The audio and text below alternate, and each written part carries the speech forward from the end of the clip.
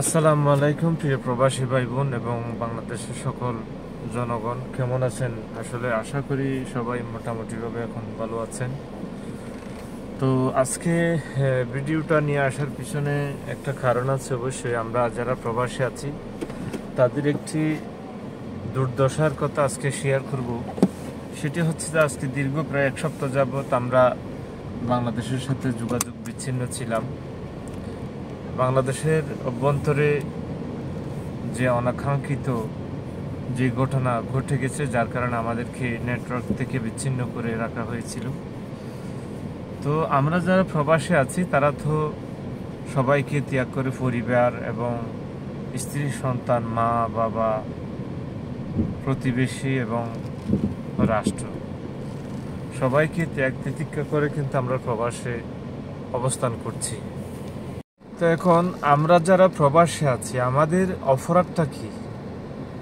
আমরা প্রতি মাসে মাসে যারা সচেতন প্রবাসী আছে প্রত্যেকেই মাস শেষে তারা ব্যাংকের মাধ্যমে বৈধ প্রতি রেমিটেন্স পাঠিয়ে দেশ এবং নিজের পরিবারকে সমৃদ্ধ করছে এবং তাদের প্রতিটা পরিবারের আশা এবং আকাঙ্ক্ষা পূরণ করছে। এখানে দেশের ভিতরে যে ঘটনা ঘটছে এটার জন্য কিন্তু প্রবাসীরা দায়ী নয়, কিন্তু পরিবারের সাথে এক সপ্তাহ যাবৎ কথা বলতে না পেরে প্রবাসীরা যে কি পরিমাণ কষ্ট ভোগ করেছে সেটা আসলে বলার অপেক্ষা রাখে না। কথা হচ্ছে আপনারা রাষ্ট্রের ক্ষমতার জন্য ভাগাভাগি করার জন্য রাষ্ট্রের মধ্যে যে বিশৃঙ্খলা সৃষ্টি করবেন আর সেখানে আপনারা সব কিছু বন্ধ করে দিয়ে বাংলাদেশকে একদম প্রবাসীদের কাছ থেকে পৃথিবী থেকে বিচ্ছিন্ন করে রাখবেন, এটা কোন আইনে পড়ে সেটা তো আমরা আসলে বুঝতে পারছি না। তো দেখেন, এই যে সব কিছু বন্ধ করে দেওয়ার অর্থ কিন্তু পৃথিবীর মানুষগুলো যদি বন্ধ করে দিলেও কিন্তু প্রবাসীরা এত বোকা নয় যে কিছুই জানবে না।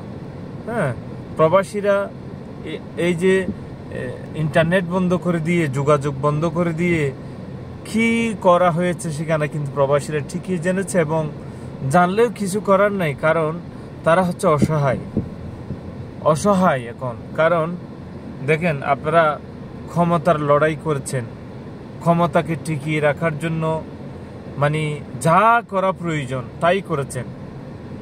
তো একটা কথা, আমরা যারা প্রবাসী আমরা কিন্তু এখন কঠিন সিদ্ধান্ত নিতে আমরা বাধ্য হয়েছি, কারণ আমরা যারা বৈধ পথে রেমিটেন্স পাঠাইতাম তারা মনে করতাম সব সময় যে বাংলাদেশ উপরে যাবে, আমরা পৃথিবীর বুকে আমরা একটা সভ্য জাতি হিসেবে, আমরা প্রতিষ্ঠিত জাতি হিসেবে আমরা মানুষের সামনে মাথা উঁচু করে দাঁড়াবো। কিন্তু সেই জায়গাটার মধ্যে যেই অনাকাঙ্ক্ষিত ঘটনা, এই যে 2024 সালে এসে এই রকম ঘটনা পৃথিবীর ইতিহাসে নজিরবিহীন ঘটনা।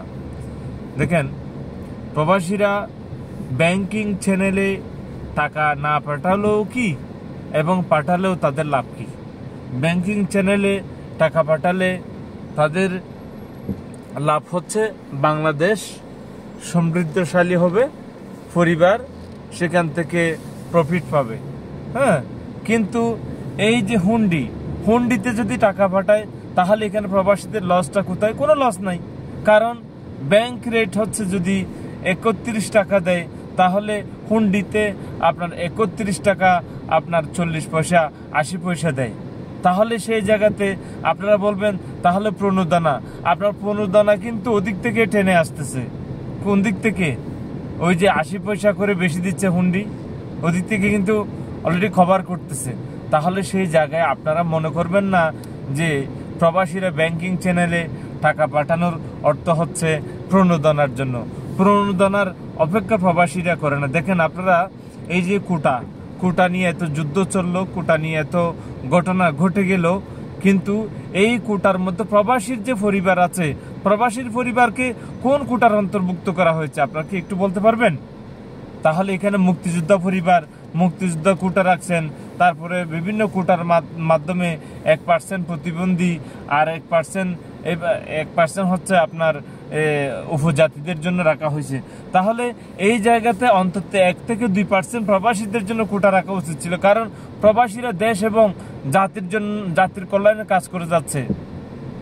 তাহলে প্রিয় দেশবাসী এবং প্রবাসী ভাইয়েরা, আপনারা অবশ্যই চিন্তা করেন এখন আমাদের জন্য কোন অধিকার বাংলাদেশের মধ্যে আছে, আমাদের কি অধিকার আছে বাংলাদেশে। সেই জিনিসটা আজকে প্রবাসীরা লক্ষ লক্ষ প্রবাসী বিদেশের মাটিতে পরিশ্রম করে তাদের অর্থ প্রেরণ করতেছে, সে জায়গায় আপনারা প্রবাসীদেরকে মানে সব জায়গায় প্রবাসীরা লাঞ্ছিত। তাহলে এখন প্রবাসীরা সিদ্ধান্ত নেবার পালা। আমরা প্রবাসী যারা আছে তারা অবশ্যই চিন্তা ভাবনা করতেছি এখন থেকে আমরা যে কতটুকু করতে পারি, আমরা কতটুকু সিদ্ধান্তে পৌঁছাতে পারি, সেটা আমরা বিবেচনায় অলরেডি নিয়েছি। তো সবাই ভালো থাকবেন, সুস্থ থাকবেন। আল্লাহ হাফেজ।